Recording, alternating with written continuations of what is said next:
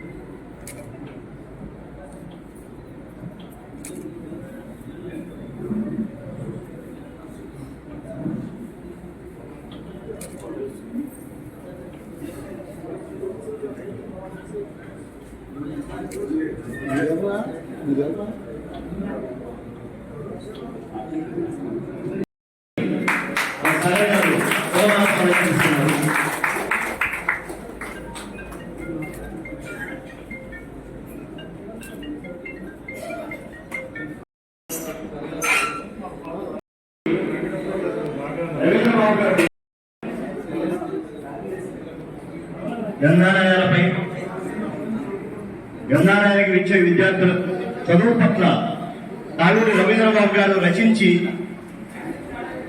పాడబోతున్నటువంటి ఒక పాటతో ఈ కార్యక్రమాన్ని మనం ప్రారంభించుకున్నాం. తదుపరి సభా కార్యక్రమాలు సభాధ్యక్షునికి అప్పగించుకున్నాం.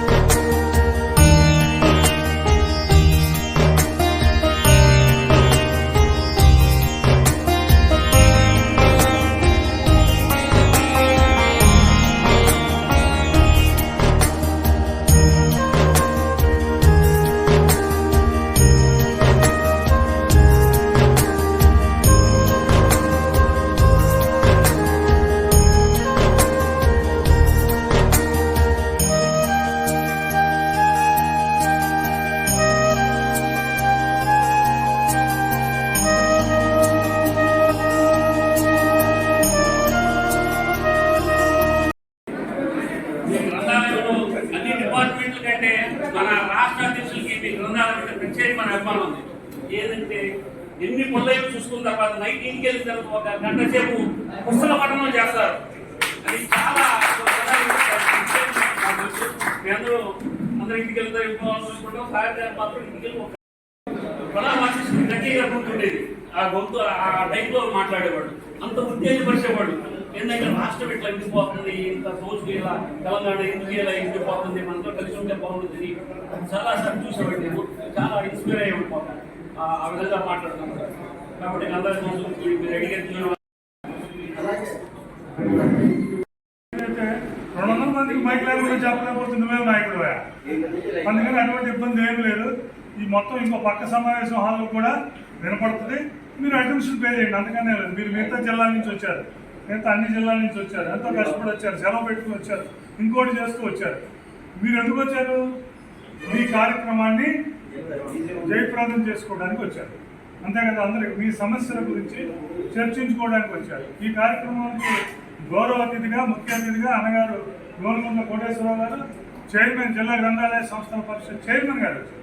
చైర్మన్ గారి ముందు మనకున్న సమస్యలను చెప్పుకోవడానికి, అలాగే ఏపీఎన్జిఓస్ అధ్యక్షుడు జేఏసీ చైర్మన్ గారికి గౌరవంగా ఆయన సమస్యలు కూడా ఇచ్చేసుకోవడానికి వచ్చారు. అందుకని మీ సమస్యలన్నింటినీ మేము సావధానంగా మీరు మైక్లో మాట్లాడితే విన్నాం. అందుకని మేము చెప్పేదాన్ని మీరు సావధానంగా మైక్ లేకపోయినా వినాల్సిన బాధ్యత మీ మీద ఉంది.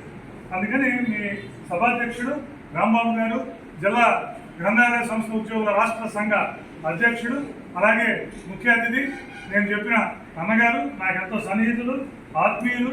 కొన్ని దశాబ్దాలుగా ఉద్యమాలు అన్నింటిలో మా ఇద్దరికి అనుభవం ఉంది. We are very happy to see him as a గ్రంథాలయ. నేను ఆయనకు అవగానే కూడా చెప్పాను, నేను అన్నగారు మిమ్మల్ని గ్రంథాలయ సంస్థ చైర్మన్గా చూడటానికి మేము చాలా సంతోషిస్తున్నాం.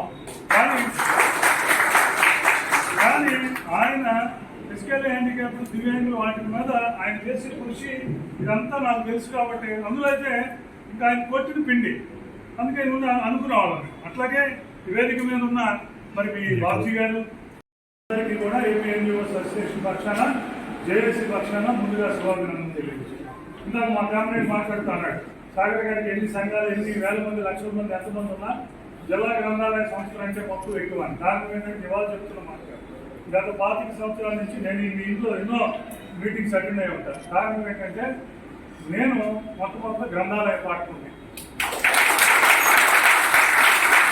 నేను 4-5 తరగతుల నుంచే దాదాపు గ్రాడ్యుయేషన్, పోస్ట్ గ్రాడ్యుయేషన్ అయ్యేదాకా గ్రంథాలయాన్ని వదలకుండా ఆ సీట్లో అంటే సాగర్ గారు ఉంటాడని గ్రంథాలయాలు చూసే పరిస్థితిలో విజయవాడ గ్రంథాలయం ఉండేది. నేను కూడా అంతా మిగులుదేవాడు. ఆ తర్వాత ఉద్యోగ సంఘాల నాయకులకు వచ్చినాక జిల్లా గ్రంథాలయ సంస్థ ఉద్యోగులు వీటితో పాటు వాటికి సంబంధించిన సమస్యలన్నీ వచ్చినప్పుడు అక్కడి నుంచి వచ్చాం కాబట్టి ఆ సమస్యల మీద వీటి మీద ఎక్కువ దృష్టి పెట్టడం అనేది జరిగింది. అలాగే చాలా సంతోషం, మన దగ్గరగా తీసుకువెళ్ళాలి అన్న దాంతో పనిచేసిన ఒక జనరేషన్, ఆ జనరేషన్ పోయింది. ఇవాళ గ్రంథాలయం దీంట్లో కూడా అనేక సమస్యలు ఇవన్నీ కూడా ఉన్నాయి. ఇక మన సమస్యలు, ఉద్యోగులకు సంబంధించిన సమస్యలు, పిఆర్సీలు, డిఏలు, మనకు సంబంధించిన బకాయిలు, ఇవన్నీ ఒకే. గ్రంథాలయ సంస్థకు సంబంధించినవి ఒకటి. నేను 20 సంవత్సరాల నుంచి ఎప్పుడు జిల్లా గ్రంథాలయ సంస్థ రాష్ట్ర కార్యక్రమానికి మేము వచ్చినా నేను లేకుండా జరిగిన కార్యక్రమం లేదు 20 సంవత్సరాలు గ్రంథాలయ ఉద్యమాల వరకు.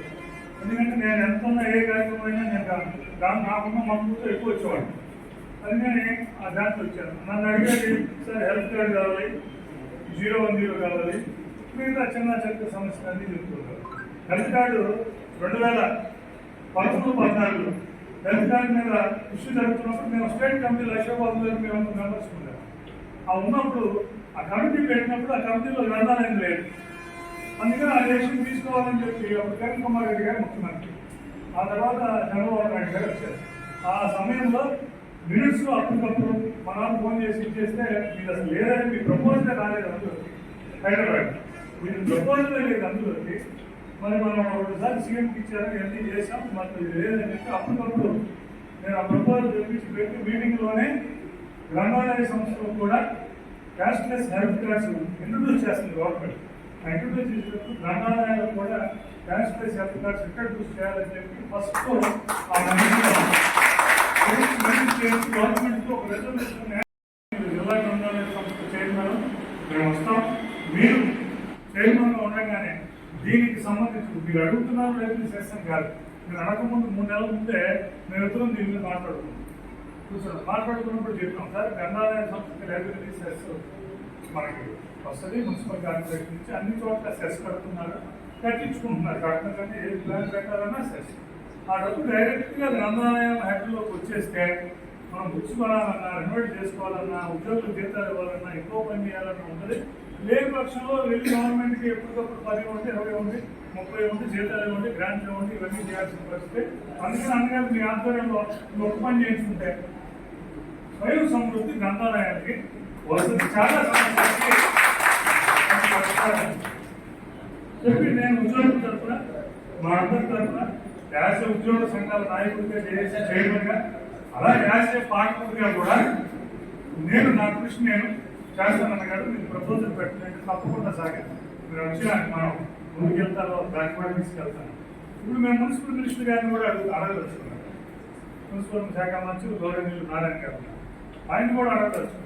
నార్మల్గా మున్సిపల్ మినిస్టర్ గారికి ఆ కాంట్రాక్ట్స్ అక్కడ ఉన్న అవ్వాలంటే డబ్బులు అవ్వాలంటే గవర్నమెంట్ నుంచి రావాలి. మున్సిపాలిటీ వాళ్ళు డబ్బులు గవర్నమెంట్కి కడతారు, మున్సిపాలిటీ డబ్బులు గవర్నమెంట్కి కడతారు. వాళ్ళ కాంట్రాక్ట్స్ ఇవన్నీ రావాలంటే గవర్నమెంట్ నుంచి డబ్బులు రావాలి. మున్సిపాలిటీకి ఇబ్బంది అవుతుంది, ఏదైనా కావాలంటే మున్సిపాలిటీ డబ్బులు గవర్నమెంట్కి వెళ్తున్నాయి, కానీ గవర్నమెంట్ నుంచి ఆ కన్స్ట్రక్షన్ డబ్బులు రావాలి. అందుకని మన మున్సిపల్ గారు ఏం చేశారు, ఆయన వచ్చినాక మంచి పని చేశారు. వచ్చినాక మాకు సంబంధించిన డబ్బులన్నీ మాకే డైరెక్ట్గా ఉంటే కాంట్రాక్ట్ మేమే ఇస్తే మేమే తొందరగా చేస్తాం, లేకపోతే 2 3 ఏళ్ళు పడుతుందని చెప్పి చేస్తున్నారు. అందుకని ఆయన అప్రిషియేటింగ్ నారాయణ గారు ఆయన చొరవ తీసుకుని మాట్లాడుకుని ముఖ్యమంత్రి గారితో మాట్లాడుకుని వాళ్ళు వచ్చి బడ్జెట్ అనేది మీ అందరికి ఇచ్చేయకుండా మీరు ఎట్లయితే ఇన్ని 100,000 కోట్లు మీరు బడ్జెట్ చేస్తున్నారో వాళ్ళకి సంబంధించిన 30-40 కోట్లు 50 కోట్లు వస్తే వాళ్ళకు పడేటట్లు చేయటంలో మీ పాత్ర కూడా ఉండాలి. రెండో అదృష్టం ఎడ్యుకేషన్ మినిస్ట్రీ కింద ఉంది. లోకేష్ గారికి కూడా ఎడ్యుకేషన్ మినిస్ట్రీ కాబట్టి మనం ఆ పనులు ఈ పనులు ఇవన్నీ చేసుకుంటాం, కానీ మైల్ స్టోన్ లాంటి పనులు చేయాలి. మంత్రి అయినా చైర్మన్ గారైనా సార్ ఎవరైనా మైల్ స్టోన్ లాంటి పనులు చేయాలి. ఈ లైబ్రరీస్ డైరెక్ట్గా చేయడం అనేది మైల్ స్టోన్ లాంటి పని, మైల్ స్టోన్ లాంటి పని. అటువంటి పనిని చేయాల్సిందిగా మన ఎడ్యుకేషన్ మినిస్ట్రీ గారికి కూడా మీ అందరి తరఫున తప్పనిసరిగా అడుగుతాం. దాన్ని ప్రయత్నం చేస్తామని చెప్పి చెప్తున్నాం. అది వచ్చినాక ఈ 0-0 కూడా మీరు అడుగుతారో లేదో కూడా డౌటే. కారణం ఏంటంటే అవన్నీ వచ్చి పడిపోతూ ఉంటాయి అకౌంట్లో ప్రతిరోజు. మీరు అటు ఇటు చూసుకోవాల్సిన అవసరం లేదు, అన్నగారు కూడా అటు ఇటు చూసుకోవాల్సిన అవసరం లేదు.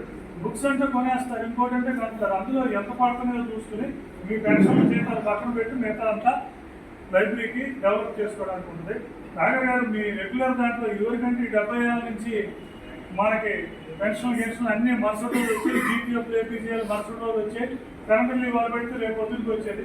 ఇప్పుడు గత 5-6 సంవత్సరాల్లో గత ప్రభుత్వం పుణ్యమా అని ఎప్పుడు వస్తుందో ఎక్కడికి వస్తుందో తెలియని పరిస్థితి ఏర్పడింది. ఇప్పుడు కూడా ఏదైనా ఉంటే ఒక్కోటి చేయించుకున్నాం. జీపీఎఫ్ ఉంది మాకు, మీకు ఉందో లేదు. జీపీఎఫ్ 2.5 సంవత్సరాల నుంచి పెండింగ్ ఉంది, దాన్ని మొత్తం కొట్టించేసి 0 చేయించాం. అంటే ప్రతి నెల కొడుతుంది. ఏపీసీఎల్ ఇన్సూరెన్స్ అది కూడా 2.5 సంవత్సరాల నుంచి పెండింగ్ ఉంది, దాన్ని 0 చేయించాం. ఇంకోటి చేయించాం. మీకు సిపిఎస్ కంట్రిబ్యూషన్ ఉండదు. సిపిఎస్ 2 సంవత్సరాల నుంచి కంట్రిబ్యూషన్ కడుతున్నారు, గవర్నమెంట్ కట్టాల. సరే మన ముఖ్యమంత్రి గారికి చెప్పాయా ఈ ఇబ్బంది ఉంది ఈ పరిస్థితి అంటే ఆయన సిపిఎస్ మొత్తం 18 నెలలు కొట్టేమన్నారు. 18 నెలలు కొట్టే ప్రతి నెల కొడుతున్నాం. 2 రోజులు ఛార్జ్ చేసి ఫైనాన్స్ సెక్రటరీ రాగర్ గారు ఇంకేం పడుతున్నారు మీరు మట్టి ఖర్చు ఏంటంటే అయ్యా అది ఉన్నది అమౌంట్ తక్కువ, దాని ఇంపాక్ట్ ఎక్కువ. రేపు ఎవరైనా నుంచుని మనిషి చనిపోయాడు ఇంట్లో మట్టి ఖర్చులకు 40,000 ఇస్తారు. 3 ఏళ్ళు అయినా 40,000 ఇచ్చే పరిస్థితి లేదు. ఈ గవర్నమెంట్ మట్టి ఖర్చులకే 3,000 ఇవ్వలేదు. ఇంకా గవర్నమెంట్ ఏం చేస్తుంటారు పరిస్థితి ఉండదు. అందుకని అవి చేయమన్నాం, అవి చేస్తారు. కమ్యూనికేషన్ చేసాం, గ్రాట్యుటీ 8 నెలల్లో తీసుకొచ్చాం. మన నెలలో సరెండర్ లీవ్ కొట్టండి అని అడిగే ముఖ్యమంత్రి ఇంతవరకు మన రాంబాబు గారికి మిగిలిన వారందరికీ కూడా ఏపీ ఎన్జిఓస్ అసోసియేషన్ పక్షాన ఏపీజేఎస్ పక్షాన శుభాకాంక్షలు తెలియజేస్తూ నూతనంగా ఏర్పడిపోయే రాష్ట్ర కార్యవర్గానికి కూడా అడ్వాన్స్ శుభాకాంక్షలు ఏర్పాటు చేసుకుంటూ సాగర్ గారు ఏపీ ఎన్జిఓస్ అసోసియేషన్ ఎప్పుడు కూడా దీనికి సంబంధించిన సమస్యల మీద వీటి మీద పూర్తి అందుబాటులో తోడ్పాటులో చేయించుకోవాలి. గౌరవనీయులు విద్యాసాగర్ గారు, రమణ గారు, సత్యనారాయణ గారు, రమేష్ గారు, రాంబాబు గారు, గణేష్ బాబు గారు, నాదండ బాబు గారు, బాబీ గారు సమావేశం జరిగిందా?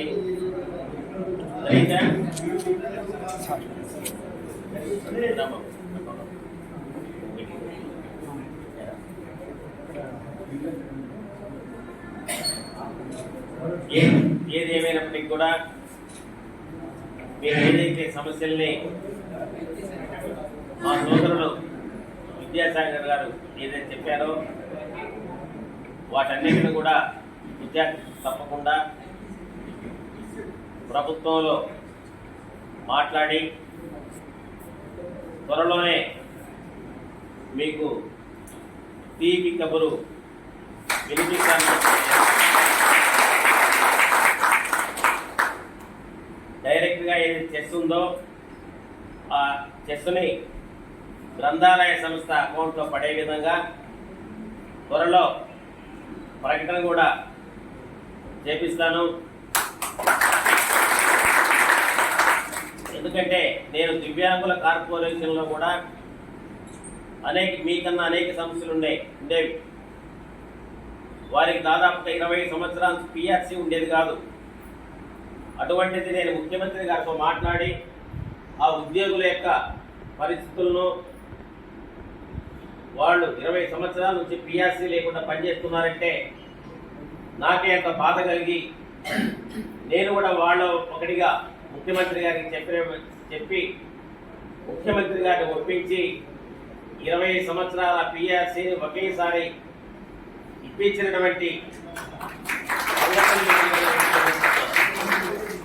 అప్పుడు వాళ్ళు ఎంతో ఆనందంతో మాకు 20 సంవత్సరాల నుంచి ఎవరు చేయని పని మీరు చేశారని చెప్పేసి ఏవైతే అన్నారో అదేవిధంగా గ్రంథాలయ సంస్థను కూడా ముందుకు తీసుకుపోవాలని ఒక మంచి ఉద్దేశంతో నేను కూడా ఈ సంస్థలో మీలో ఒకటిగా ఉండటానికి ఎన్నో సంవత్సరాల నుంచి మీరు బాధపడుతున్నారు. ఆ బాధల నుంచి వైదొలగాలంటే చెస్ అనేది మన అకౌంట్లోకి రావాలి. లోకేష్ బాబు దృష్టి కూడా తీసుకెళ్లాను. అదేవిధంగా ఏదైతే 010 ఆటోమేటిక్ ఏదైతే చెస్ వస్తుందో 010 ఇవన్నీ కూడా పరిష్కారం అవుతాయి. అదేవిధంగా ప్రతి సంవత్సరం ఒక గ్రాంట్ ఇవ్వాలి గ్రంథాలయ సంస్థ. గతంలో చంద్రబాబు నాయుడు గారు ఉన్నప్పుడు ఈ సంస్థకి 140 కోట్లు ఇచ్చిన సంగతి మీరు మర్చిపోయారు. మధ్యలో ఉన్న ప్రభుత్వం మీకు ఆ గ్రాంట్ ఇవ్వకుండా మిమ్మల్ని ఇబ్బందులు పెట్టినప్పుడు కూడా ఎవరు మాట్లాడకపోయారు. అంటే మాట్లాడే విధంగా ఆనాటి ప్రభుత్వం లేదు కాబట్టి ఈ ప్రభుత్వం ఉద్యోగుల ప్రభుత్వం, ప్రజల ప్రభుత్వం, ప్రజల కష్టాలు తెలుసుకునే ప్రభుత్వం, ఉద్యోగ కష్టాలను తెలుసుకునే ప్రభుత్వం కాబట్టి ఈ విషయాన్ని కూడా రేపు వచ్చే బడ్జెట్లో మార్చి నాటికి దీని మీద మాకు ఇన్ని కోట్లు గ్రాంట్ కూడా కావాలని చెప్పేసి నేను నాకున్నటువంటి పరిచయంతో కావచ్చు, ఫైనాన్స్ మినిస్టర్ గారిని కానివ్వండి, అధికారులను కలిసి తప్పనిసరిగా ఈ సంవత్సరమే అడుగుదాం అనుకున్నా కానీ ప్రపోజల్స్ మన వాళ్ళు మేము పంపించామని చెప్పి అన్నారు కానీ కరెక్ట్గా చేయలేదని చెప్పేసి ఇది డిపార్ట్మెంట్ తప్పని చెప్పకుండా నేను విద్యాశాఖ గారికి తెలియజేస్తున్నాను.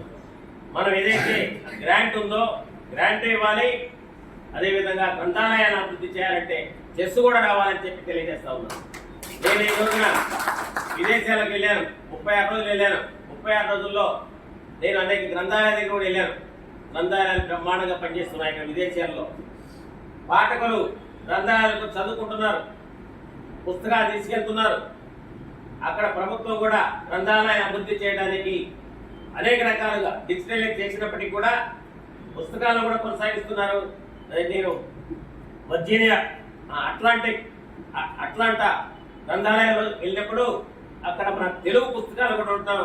నాకెంతో ఆనందంగా అంటే చూడండి, అక్కడ ప్రపంచ దేశాల్లో కూడా మన తెలుగు పుస్తకాలకి విలువ ఉంది. మన ఇక్కడ గ్రంథాలయాల్ని నిర్వీర్యం చేసుకున్నాం. అటువంటి పరిస్థితుల నుంచి కాపాడుకోవాల్సిన బాధ్యత అటు ఉద్యోగుల మీద ఉంది, మన మీద ఉన్నది, అటు ప్రజల మీద ఉందని చెప్పేసి నేను ఇక్కడ బయటికి వెళ్ళిన తర్వాత విదేశాలు చూసిన తర్వాత నాకు కూడా ఒక అనుభవంతో ఇది రాష్ట్ర ప్రభుత్వాన్ని కూడా తెలియజేస్తాను. అందుకోసమే రేపు సెంట్రల్ లైబ్రరీ అమరావతిలో నిర్మించబోతున్నారు. చాలా అధునాతనంగా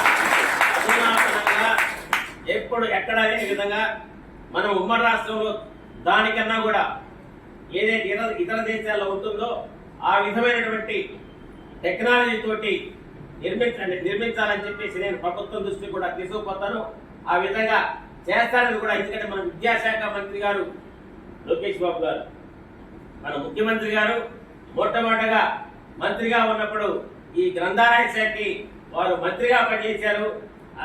వారు చేయటం వల్లనే ఈ గ్రంథాలయాలు కూడా చాలా బ్రహ్మాండంగా వారు చేసినటువంటి గ్రంథాలయాలు ప్రారంభోత్సవాలు చేసినటువంటి గ్రంథాలయాలు కూడా ఉన్నాయి. వాటన్నింటినీ కూడా నేను గుర్తు చేస్తూ అటు చంద్రబాబు నాయుడు గారిని, ఇటు లోకేష్ బాబు గారిని, పవన్ కళ్యాణ్ గారిని తీసుకుపోయి గ్రంథాలయాల్ని, ఎందుకంటే విద్యాసాగర్ గారి పేరులోనే విద్య ఉంది. అందుకోసమే ఆయన ఇప్పుడు ఆయన చిన్నప్పుడు ఏదైతే గ్రంథాలయానికి వెళ్ళారో ఇప్పుడు కూడా ఆ గ్రంథాలయాలకి వెళ్ళటం, గ్రంథాలయ యొక్క ఉద్యోగ సమస్యలు తెలుసుకోవటం, వారి సమస్యలు ఏ విధంగా పరిష్కారం చేయాలో వారి వంతుగా చేస్తున్నట్టుకు నేను మనస్ఫూర్తిగా విద్యాసాగర్ గారిని అభినందిస్తూ, నేను ఈరోజు రావడానికి నేను చైర్మన్గా చాలా మంది చైర్మన్లు ఇలాంటి ఉద్యోగ సంఘాల యొక్క సమావేశాలకి ఎవరు కూడా రారు. వస్తారా? నేను మీలో ఒకటిగా వచ్చి మీ సమస్యలు మీరు నా దగ్గరకు వచ్చి చెవటే కన్నా మీ దగ్గరకు వస్తే అనేక సమస్యలు తెలుస్తాయన్న ఉద్దేశంతో నేను ఇక్కడే కాదు విద్యాసాగర్ గారు చెప్పినట్లుగా ఎక్కడ సమస్య ఉంటే ఆ సమస్య దగ్గరికి నేనే వెళ్తుంటాను. ఈ మధ్యకాలంలో కూడా మీరు చూశారు, దివ్యాంగులకు పెన్షన్లన్నీ తీసేస్తున్నారని చెప్పేసి పాపం వైసీపీ వాళ్ళు గద్దోడు పెడుతున్నారు. ఎవరి పెన్షన్ ఇచ్చేయట్లేదండి. నిజాయితీగా ఉన్నటువంటి ఎవరైతే దివ్యాంగులు ఉంటారో వాళ్ళకి అన్యాయం చేసే ప్రభుత్వం కాదని చెప్పేసి చంద్రబాబు నాయుడు గారు ఎంతో మానవతావాది, వాళ్ళ కోసం ఆలోచిస్తారు. కానీ వాళ్ళ పేరు మీద ఎవరైతే సకలాంగులు ఎవరైతే పెన్షన్ తీసుకుంటున్నారో వాళ్ళ మాత్రం తొలగించాలని చెప్పేసి నేను అదేవిధంగా దివ్యాంగులు నిజమైన అందరూ కూడా ముఖ్యమంత్రి గారిని కోరడం వల్ల ముఖ్యమంత్రి గారు అటువంటి వాటిని ఏరివేయాలని చెప్పేసి అన్నారు. కాబట్టి ఇలాంటి ఈ విషయం కూడా మీకు ఎందుకు చెప్తున్నానంటే, మీరు మీ దగ్గరికి ఎంతో మంది వస్తూ ఉంటారు, పాఠకులు దివ్యాంగులు కూడా వస్తుంటారు. మన గ్రంథాలయాల్లో ర్యాంపులు లేవు. ఇతర దేశాల్లో ఎక్కడికి వెళ్ళినా కూడా నేను వీల్ చైర్ వెళ్ళలేను. నేను ఒక్కడే ఎక్కడికి వెళ్ళినా కూడా అంటే ప్రతి దాంట్లో కూడా యాక్సెస్ ఉంది కాబట్టి నేను వెళ్ళగలిగాను. అక్కడికి వెళ్ళిన తర్వాత మొట్టమొదటిగా నేను చేసింది ఒక వీల్ చైర్ కొనుక్కున్నాను. ఆ వీల్ చైర్ ద్వారా ఏ భవనానికి వెళ్ళినా కూడా ఏ రోడ్డు మీద సరే యాక్సెస్ ఉంది. అదే విధానాన్ని ఇప్పుడు మనం నిర్మించబోతున్నటువంటి అమరావతిలో ఆ యొక్క ఏదైతే ఇతర దేశాల్లో అమెరికా దేశంలో ఏ విధంగా అయితే ఉందో అదే విధంగా అమరావతిలో కూడా ఇలాంటి మా దివ్యాంగుల కోసం చేయాలని చెప్పేసి ముఖ్యమంత్రి గారిని కోరుతాను. తప్పనిసరిగా చేస్తారని చెప్పి కూడా తెలియజేస్తాను. ఎందుకంటే సచివాలయం నిర్మాణం చేసినప్పుడు కూడా ప్రతి బ్లాక్ లో కూడా దివ్యాంగుల కోసం ర్యాంపులు నిర్మించారు. నేను మొదటగా చూసినప్పుడు ర్యాంపులు లేవు. అప్పుడు అది మన అధికారికి చెప్పాను, సిఐడి అధికారికి అట్లా కాదండి ఈ విధంగా అంటే ముఖ్యమంత్రి గారు చెప్పారు, వెంటనే ర్యాంపులు కట్టండి అని చెప్పి కట్టించారు. అటువంటి ముఖ్యమంత్రి గారు ఈ సమస్య ఉంటే తెలియజెప్తే వారు వెంటనే పరిష్కారం చేస్తారు. కాబట్టి విద్యాసాగర్ గారైనా నేనైనా మీ సమస్యలను ముఖ్యమంత్రి దృష్టికి తీసుకుపోయి ఎన్నింటి పరిష్కారం చేయాలో అంచెల వారిగా చేద్దాం. మీరు కూడా ఏదైతే లోకేష్ బాబు గారి దృష్టిలో గ్రంథాలయాలు సరిగా పనిచేయడం లేదు, సరైన సమయంలో ఓపెన్ చేయడం లేదు అని చెప్పేసి ఆయన మనసులో ఉంది. కాబట్టి ఆయన ప్రత్యేకంగా చూశాడు. దురదృష్టవశాత్తు ఆయన విశాఖపట్నం వెళ్ళినప్పుడు గ్రంథాలయానికి తాళం వేసి ఉండటం ఆయన దృష్టిలో పడేది. కాబట్టి నేను కూడా చెప్పాను, వాళ్ళు 2 ప్లేసుల్లో ఉద్యోగం ఉండటం వల్ల ఒక ప్లేసులో లేకుండా ఉండవచ్చు అని చెప్పి చెప్పడం జరిగింది. ఆ పరిస్థితి లేకుండా గ్రంథాలయ ఉద్యోగులు బ్రహ్మాండంగా ఏదైతే పాఠకుల కోసం పనిచేస్తున్నారని చెప్పేసి ఆ విధంగా పనిచేయాలని చెప్పేసి మొన్న డిఎస్సి దాంట్లో మిమ్మల్ని అడిగారు. శుక్రవారం, శనివారం, ఆదివారం కూడా పనిచేయాలంటే మా వాళ్ళందరూ కూడా లైబ్రరీలు ఓపెన్ చేశారు, పనిచేశారు. మిమ్మల్ని మనస్ఫూర్తిగా అభినందిస్తున్నాను. కాబట్టి ఈ విషయాలన్నింటినీ కూడా మీ ఏదైతే ఉన్నాయో వాటన్నిటినీ నేను కూడా భాగస్వామిని అయ్యి అన్నింటినీ పరిష్కారం చేసుకోవడానికి అంచెల ఒకేసారి కావాలంటే రాత్రికి రాత్రి కావాలని చెప్పి తెలియజేస్తూ ఇప్పుడు నేను 6 మాసాలు చైర్మన్గా వచ్చి నాకు ఒక అవగాహన వచ్చింది. ఈ అవగాహనని మీ సమస్యలు తీరే విధంగా నేను కృషి చేస్తానని చెప్పేసి ఈ రోజున మీ అందరికీ తెలియజేస్తూ అదేవిధంగా మీరందరూ కూడా మీ అందరి సహకారంతో నేను ముందుకు పోతానని చెప్పి తెలియజేస్తూ అటు ప్రభుత్వానికి గ్రంథాలయానికి ప్రజల్లో మంచి పేరు వచ్చే విధంగా చేద్దామని చెప్పేసి ఇప్పుడు కొత్త జిల్లాలో కూడా తప్పనిసరిగా జిల్లా గ్రంథాలయాన్ని కొత్త భవనాలు ఏర్పాటు చేయాలి. ఉన్న భవనాలు కూడా బాగా నిర్మించుకోవాలి. ఎందుకంటే కొన్ని భవనాలు నిర్మించారు కానీ 10 ఏళ్ళకి స్లాబులు కూడా ఊడిపోతున్నాయి. అటువంటి పరిస్థితి లేకుండా ఉండే విధంగా అటువంటి వాటిని నేను కూడా ఒప్పుకోవాలని చెప్పేసి ఏదైతే నిష్కర్షిగా 1 కోటి రూపాయలు ఒక బిల్డింగ్ ఖర్చు పెడుతున్నామంటే దాన్ని తప్పనిసరిగా 1 కోటి రూపాయలు ఖర్చు పెట్టి బాగా నాణ్యతగా చేయించాలని చెప్పి నేను ఆ విధంగా తయారు చేస్తానని చెప్పేసి దానికి మీ అందరి సహకారం కావాలని చెప్పి తెలియజేస్తూ నాకు ఈ చక్కని అవకాశం ఇచ్చిన మీ అందరికీ మనస్ఫూర్తిగా ధన్యవాదాలు చేస్తున్నాను.